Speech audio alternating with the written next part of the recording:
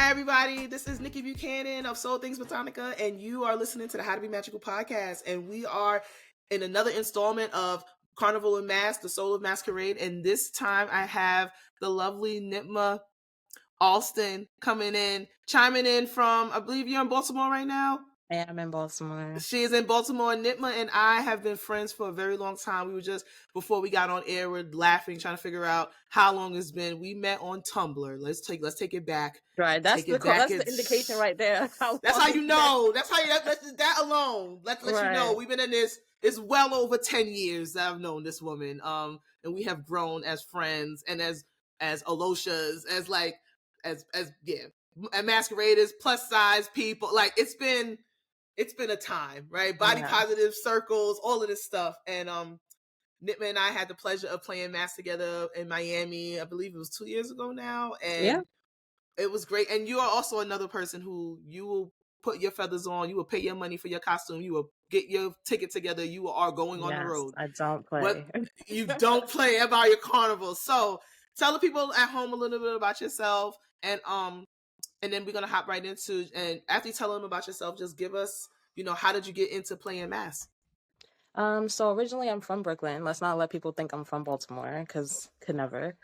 So I'm from New York.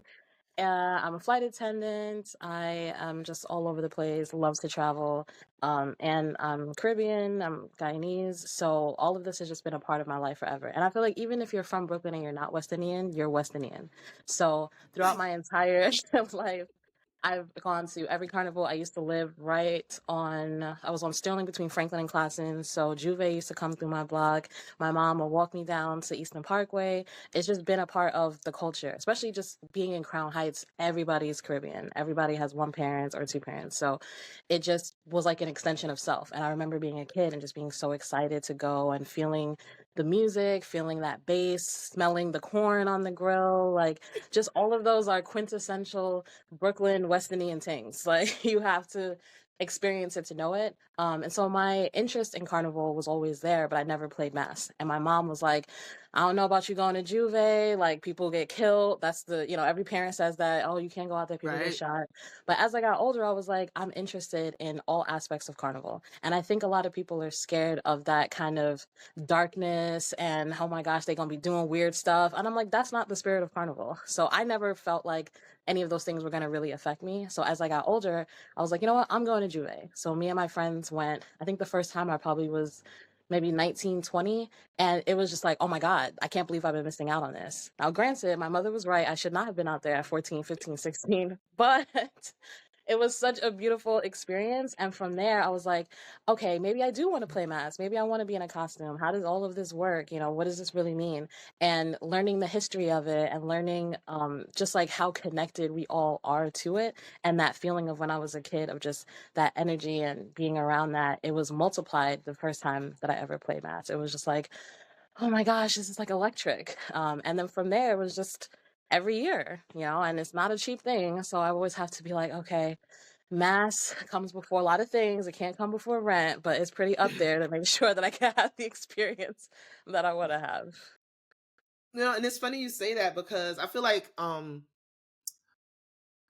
so that is a lot of our experiences, like growing up in Brooklyn, and like I grew up going to the carnival, like going to the festivals and stuff, going to like my aunt lived across the street from a steel pan yard. So by the time they was doing the rehearsals for Labor Day, like that's all summer long. That's like keeping us up all night, right? Like you just hear, like she lived on Church and 35th or something like that. So the steel pan yard was there was a yard across the street from her house, and you just hear it in the background of everything for like months at a time. And my mom was another one. Like she would be like, I don't really want you going out there. It's dangerous. It's this and the third, but we're going to take you down to see the parade so you can see everybody in their costumes and see all the floats and stuff. And my mom was not like that woman that was going to be like in the feathers and all of that. So right, yeah, when I wanted, so when I wanted to do that, my mom was just like, oh my gosh, but she was supportive, but she was just like, and the first time I put my feathers and stuff on, she was like, oh my God, you look so beautiful. Like, like it was like, but it was like, it was just different, and the first time I went to Juve, I feel like I was like 16, But I went with like a bunch of the girls on the block, and that was like the only way that my mom was gonna let me go. She was Right. like, "You're not going out there by yourself." And we lived on Flatbush Avenue, so it wasn't that far. We lived on Flatbush in Dorchester, so it wasn't that far. And she was like, "All right, you're gonna go with your friends. Everybody's gonna stay together. Like everybody's gonna come back to this house together." And you know, it was a little gang of us, and we went. But to play mass was like a whole different experience because now you're an Right. adult and you got to pay for that costume and you got to make those payments and you got to get all of your other beauty things together, right? And yeah, and then like you said, it's like when you're on the road and you're smelling the food and you're hearing the bass and you just see all of the people that come from all over the place to just celebrate this one day. It Right. does make you feel very connected to the culture. Like you feel like I belong here. Like I'm this is our space to be here. Even with New York and their bullshit, NYPD always every year just feel more and more oppressive. But Right. you get it. You understand why they feel like that because it's an uncontrollable energy. Like they cannot control the fact that you have millions of people that literally came to this one place to drink and carry on. Like you can't control that. Can you tell me probably like what would you say is one of your most memorable experiences on the road, like playing mass? There was one year where because the first 2 times I think I did, I was by myself. I was just like, Brooklyn's big enough, I'm gonna find somebody. And so I found this girl, I don't know if it was on the road or if we met at the mass camp, but she was Haitian. And the Haitians always have the biggest truck and the most fucking people at Labor Day. Yes. So we were behind that truck and they were just playing regular music. They were playing compa, they had some soca, but then they started playing this, I don't even know what it's called, but she instantly was like, "Oh no, this is like voodoo witch music." Like they're playing. She's like, "We gotta get out of here." And she grabs me and starts getting out. Now, meanwhile, I'm feeling it. I'm like, "Oh, this is lit, the drums, the bass." And she was just like, "Oh no." And it was so memorable to me because I was thinking the things that make this cultural and the things that make this a part of our Africanness, people are scared of. And I was just like, not you being Haitian and you scared of the drums. And I remember just being like, "Okay, well, can we just stand to the side and still listen? Like, where can we run?" And people was into it. They're dancing. There's stuff flying in the air. And she was terrified. And she was just like, "Oh my gosh, we can't listen to this. My mom always told me not to listen to this." And I just felt like this is why we're out here. Like this is the fact that Carnival has continued and the fact that the diaspora, wherever we're at, we have some sort of celebration, whether it's New Orleans, whether it's in the Caribbean, and you're scared of it. It was such a poignant moment to me of being like, "Oh, I need to really get more into the cultural aspect of Carnival. And I want to understand where this came from. I want to understand why certain things like Jab Jab in Notting Hill was scaring people. So that was like a turning point in Carnival is not just about pretty mass. It's about our culture. It's about preserving this. It's about why we even do this in the first place. People didn't just decide one day to get up and start wearing costumes and run around naked. So I was just like, this this fear that we have in this colonization around Carnival and around what it means to just be outside. People want this weird sanitized version of it. And I'm like, but this is where we come from. Yeah, and why are you afraid of the thing that is linking us to this celebration? Like why is Exactly. that what you're scared of? And that's like part of the colonization, of being like I could do Carnival if it's pretty, if it's feathers, if Right. it's nice, if it's acceptable, and I'm gonna, but this, like you said, the scary parts, the jab, the jab devils, even the paint, mud, powder, oil, all that stuff, people are just like, don't dirty my clothes. And it's like, Right. I we had that out experience here. too. People come and they wear a fresh white tee and now they want to fight because they got one speck of paint on them. And I'm just like, why are you here? Like, Why are why? you here? Just watch it on TikTok, watch it on whatever. Why are you a part of it? Because this is something that is it's like a physical prayer to our ancestors. Like, this is a way that we can connect to them and connect to this very spiritual part of ourselves that we might not even be able to name. And you have people out here that's just trying to stunt. And I'm like, stunt in your house. Put your little soca, mix in the background. DJ Private Ryan always got to mix out, but A don't great come out mix. here and be like, "Oh my God, I can't be touched. I can't be this. I can't be that." Because I'm like, we're literally celebrating ourselves, and that's a part of it. And people are scared to really go that far. They're just like, "Oh, I like the pretty part, but if I get paint or oil, it's too much. I got to go home." It's like that's not Carnival. No, it's not. And like you did make a good point. It's like about freeing up yourself. It's like that is a big part of carnival. That's a big part of soca, of like free up yourself. Like all of Yes. these things that are burning in us, all of this oppression that we are facing every day, right? As Black people in the world, I can't even just say in America, Black people, wherever we go, we're getting treated some type of way.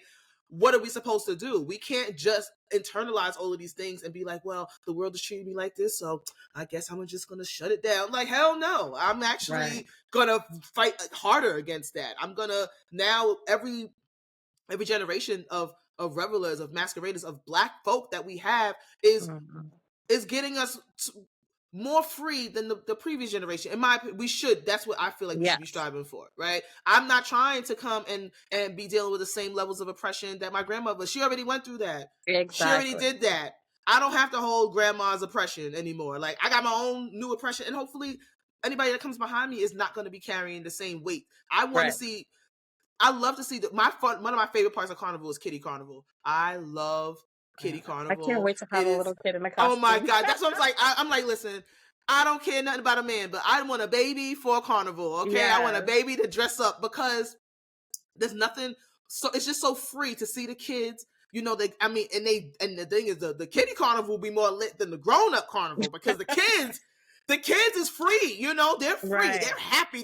They get a chance to run up and down, and nobody's telling them that they can't run and act crazy, and they just let it all hang out, and it just looks so cute. And then don't let the song be pumping at it, and they pumping too, you know. It's just like, I mean, you see infants with their little headband on, they can't even walk. In a stroller.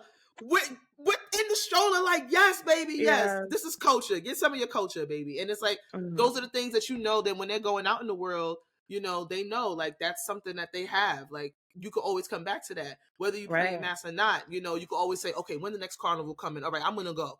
I ain't never been to such and such carnival. Like, I haven't been to Toronto yet. I want to go to Toronto. I want to go to Notting Hill in England. I want to go to Spice Mass. I want to go to Crop Over. Tell us about some of the places that you've gone to play mass so far. Well, so far it's just Miami and New York, but this year I'm doing St. Lucia Carnival for the first time. I was supposed to do it last year, but things was going on.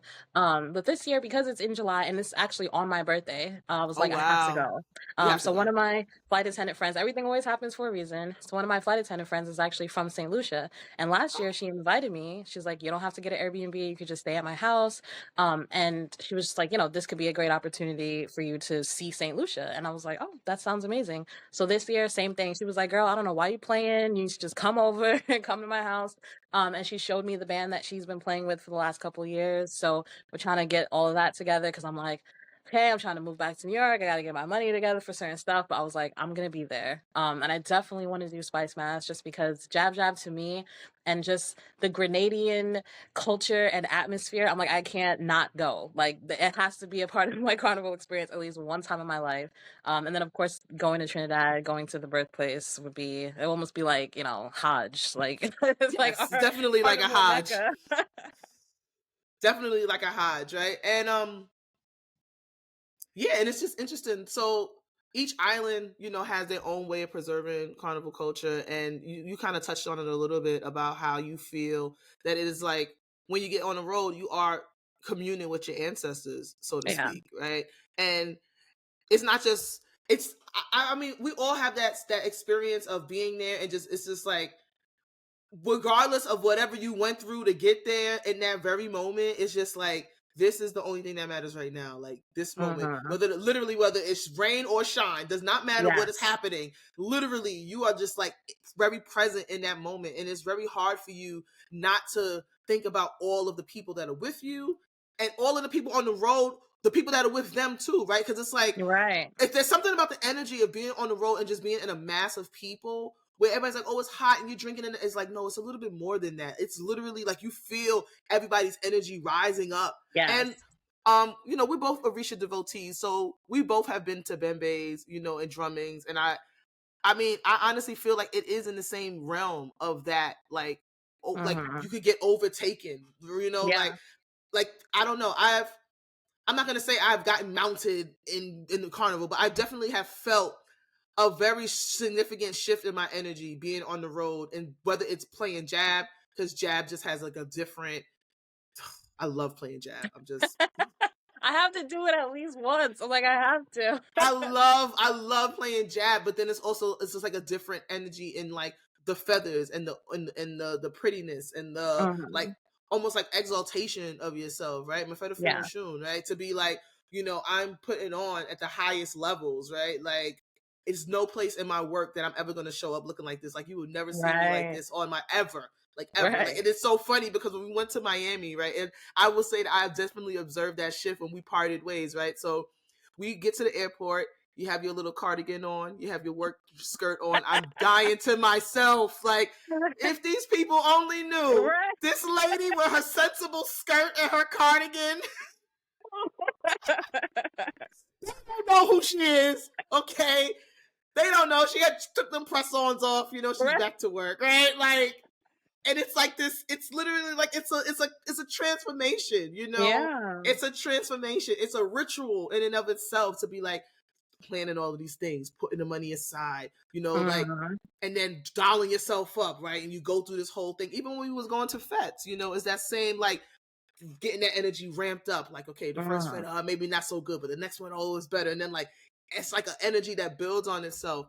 What do you think about, like, I mean, we in a time now in social media where social media just makes people feel like, well, it's just people putting on a costume. Like, it's just what's so important about that, It's so frustrating to hear people say that because I'm just like, I wish that we held space for us to understand ourselves beyond the colonization and beyond what is regurgitated back to us, because that's how other people see it. And that's never how we've seen it for ourselves. And I feel like once, it's kind of like when people, the whole, oh, you can't go to the airport with a bonnet, or oh, you got to look professional. All of these ideas of what it means to present ourselves are literally the antithesis to being Black, to being African. And this kind of this scaredness, this, oh my gosh, what if they're too much? What if they're too loud? What if they're too this? And it's like, so the fuck what? What if we are? So what? Why can't we show up in the world the way that we want to?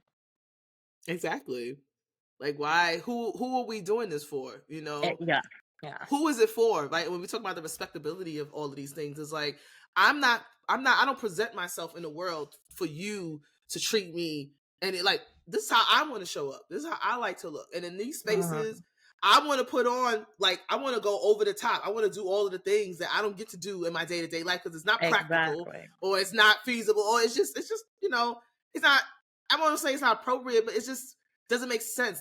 It's wasted. I'm not going to put on my carnival Monday best to go to work. Like, right.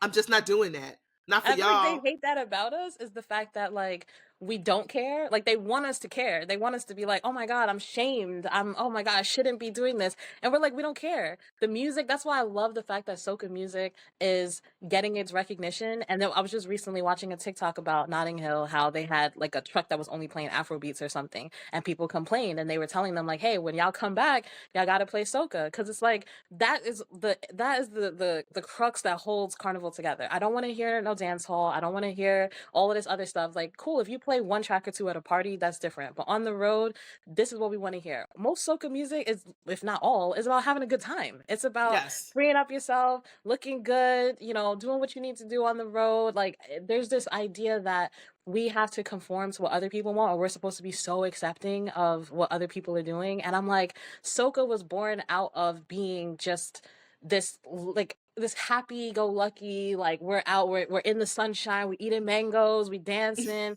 like that. That's supposed to be a part of the carnival experience as well, that this is the place where you can be as free as you want. So why would I want to hear about gunman things and who's doing this and who's doing, like, I don't want to hear that. And I remember last year in Miami, I was so pissed because I went to a party that marketed itself as a Caribbean party, but all they played was Jamaican music, whether it was dance hall or reggae. And I was like, okay, so the next song, okay, we got, this guy, all right, cool. And I'm like, where is the soca? Where is the feel-good music? You think I want to stand here and drink and hear about who's killing who? No. I don't want I can't dance to that. And honestly, like, dance hall has its place, right? Dance hall literally is in the dance hall. You go to the bashment, you go to the dance hall party, that's what you're going to hear. I'm not expecting to hear soca there. I'm not expecting to hear Afrobeats there. And I don't think there's anything wrong with maintaining that separation, because to me, carnival culture is accepted in and of itself, right? Like, if you come in here to have a good time, we want you to come and have a good time. Yes. However, we're here to hear soca. Yes, we're here. I'm here to throw waste and wine to some soca. I don't want to hear nothing else. So I did see that conversation where they were talking about the people playing Afro beats, and I seen some people's comments like, well, what does it matter? We're all black. And I'm like, actually, we need to respect each other's cultures more than we are. Exactly. We can't just, that is a part of colonization to me. That is a holdover of them being like, oh, y'all are all black. Like, we didn't always have our own distinctions. We've never been a monolith. So why are we going to continue to treat each other like that? Like, if I go to a soca party, I'm not going to complain that they're not playing dancehall or piano or like, no, I came to a soca party. That's what I want to hear. That's what they're going to play. I'm not going to request anything that's not soca. Right. So for people to be like, oh, well, what difference does it make? It's like, well, that you need to, don't be ignorant, you know, don't be ignorant. Don't be ignorant. And, yeah, I love that we've had this talk, because I feel like, I think that there's so many people who aren't a part of the culture who they want to come. They see the costumes, they see this, the posts on social, they hear the music, and they're like, I feel connected to it, right? Especially now in these last couple of years with like in the spiritual circles, people have been getting more connected to their ancestors. And, you know, all of us have at least one ancestor that came on an island, whether you know them or not. Like, there were no direct boats to America. Okay. There was no direct boat. There was, if anything, we have more people probably of Bahamian descent than they know, because Bahamas was very close. But we have a lot of people who's maybe your family might have been in the South for the past 100 and something years, but before they got there was another place that they may have been. And, you know, and even before then, the Africans themselves came with that spirit of masquerade and dancing and putting on and jumbies and you know, honoring the spiritual essence and having times and seasons to celebrate themselves, right? That don't have anything to do outside of whiteness, outside of colonialism, outside of capitalism. Like, we've always had these times to celebrate ourselves. So, one closing statement. What is something that you would tell someone who's like, I'm interested in carnival culture, I don't know what to do. Like, I see the costumes, I want to participate, but I'm not Caribbean, I'm not West Indian, you know, I don't know anything about that. Like, what would you recommend, or what would you suggest to somebody who's interested in the culture, but they don't really know where to start? Yeah, so for one, it's like you don't have to be of the culture, you have to just be respectful of the culture. I think that's the differentiation, is that people want to be a part of it, but then they're talking shit about it. And I feel like that doesn't make any sense. So to be a part of it, I would just tell them to Google wherever your local, you know, carnival is. Even Atlanta has a carnival. They claim there's one here in Baltimore. I don't know what they're talking about, but there's carnival all over the country. It might not be as big, or because I heard Houston has one, you know, they might not be big, but they're there. And so there are people, I think that is to be respected as well, that there's people in these tiny little places that are trying to bring the culture to people in a space where it might not even be a thing or be known. So that's step one. But also just look into the history of Carnival, look into Trinidad Carnival, I was looking up the other day, like all the old characters that people used to play, because I saw a Dom Lorraine a couple years ago in Brooklyn. And I remember thinking like, wow, there's people that are trying to do traditional Carnival, traditional mass. Look into things like that, you know, find a mass camp, find a friend that you want to do it with and discover it together. You know, look out for, now they have these websites where they didn't have these a couple years ago, where people are saying, don't play with this band, they did me dirty, they owe me money for this costume. So now with social media, you can, you know, differentiate who you want to play with and just have fun. You know, the whole experience is about connecting to yourself, connecting to the culture. But really, Carnival, soca, all of these things are about having the most fun that you can have, and really just taking yourself out of the world for a day or a week or whatever, to just be like, you know what, I'm here. The people before me, maybe they didn't have the opportunity to free up themselves. You know, we come from a culture and a history of enslavement. They didn't have the opportunity to do the things that we're able to do now. So it's really just give thanks for the fact that you can do these things and you can go out in the street and be like, I'm here, I don't care, I'm having fun. And one last thing, but okay, I know I just said one last thing before, but one final thing. When we're talking about, you know, bodies on the road, right? Now we're both fluffy plus size women, right? How would you say that carnival culture has reinforced some of your attitudes about your body and about how you present yourself and about how, I mean, because honestly, I feel like, you know, out of all the years that I've known you, you have never ever given me an ounce of self-consciousness about your body. Now, you might feel however you feel, and that's between you and you, but from the outside looking in, you have always been someone who I feel has celebrated their size and their shape, and always been very, very free and happy with everything that you have to offer. And that is you only get one body. So my thing is, you only get one body. I always tell people I want to be an ornament in whatever way that means. You know, I love my gold jewelry. But also I'm a daughter of Oshun. So I feel like that in itself is like, who gonna be better than me? Like every time I step into a room, if I go to a party, wherever, I'm the brightest one. I'm the sparkliest one. That's just how I move in the world. But I feel like with Carnival, they say, you know, there's a phrase, carnival is woman. So at the end of the day, women look like everybody, everything. You're going to see me at 80 years old, chipping down the parkway in my little costume, because it's that celebration. When it comes to plus size bodies, I think in the regular world, in the outside world, there's an idea that you're supposed to cover yourself. You're supposed to wear the bigger clothes and, oh my gosh, what if somebody sees me? Carnival is like, listen, everybody's out. Everybody makes sure that they look their very best. You know, last year my costume was more risque than I've ever worn it. Everybody kept coming up to me like, oh my God, you look delicious. You look amazing. And the fact that like it's women like hyping up other women, you know, and we hear it in the songs, we hear it, you know, there's this idea that, oh my gosh, men don't like certain things, or, you know, all this Kevin Samuels, is that his name? All of his little fans, women are supposed to look like this, women are supposed, these West Indian men do not care, okay? They do not care. So there's this sense of being like beautiful and hyping up yourself, but also having that confirmation from everybody around you that I love about Carnival. Anybody, any size could come out and really celebrate themselves, but have the community also celebrating them too. And I think that you don't find that in a lot of spaces. You don't find that, especially with Black people. There's this, oh, you got to have the BBL body, you got to have the 360 lipo. You know, now Black girls are getting lip injections. I'm like, what's going on? What's you know, happening? You don't need any of that at Carnival. Now, granted, the Carnival models, you know, a lot of times for the photo shoots and stuff, they might get a plus size girl that's got the flat stomach and, you know, it's got the quote unquote ideal type, but that's really not what you're going to see on the road. You're going to see everybody. And I think that's the next step in Carnival culture, is to really show everybody. And it can't just be everybody with the BBL and the flat stomach and this idealization. It's giving very like Brazil Carnival, it's giving Rio. And I'm like, no, everybody looks how they look. You're going to see the old woman, you're going to see the middle-aged woman, you're going to see the woman that had 2 kids, you're going to like, that's Carnival. Carnival is woman. Carnival is woman. And on that note, Nitma, thank you so much for taking time out to talk with me Thank you. about. I'm so excited. I was like, this is such a beautiful conversation to have. And like, the fact that it's you, I'm like, of course I got to show up for my girl. Thank you so much. I really appreciate that, because Carnival, by the time this episode airs, Carnival in Trinidad will already be in full swing, and which, you know, marks off the kickoff of truly the Carnival season. Because after that, I mean, every month going forward, there's going to be something happening around the world. Exactly. So I definitely wanted to talk with folks and bring this conversation to the people, because it's an important conversation, and it is Black History Month, and Carnival is Black History, you know. That is true, yeah. Carnival is Black History. So Nitma, thank you so much for coming on, and I'm definitely going to have you on again. I have some other conversations that I want you to chime in on.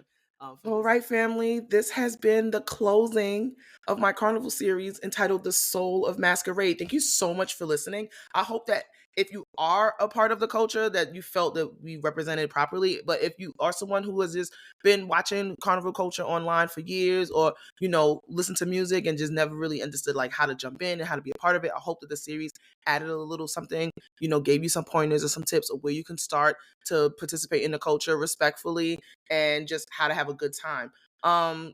I'm looking forward to seeing everybody's Carnival costumes on the road for all of the carnivals that are coming up.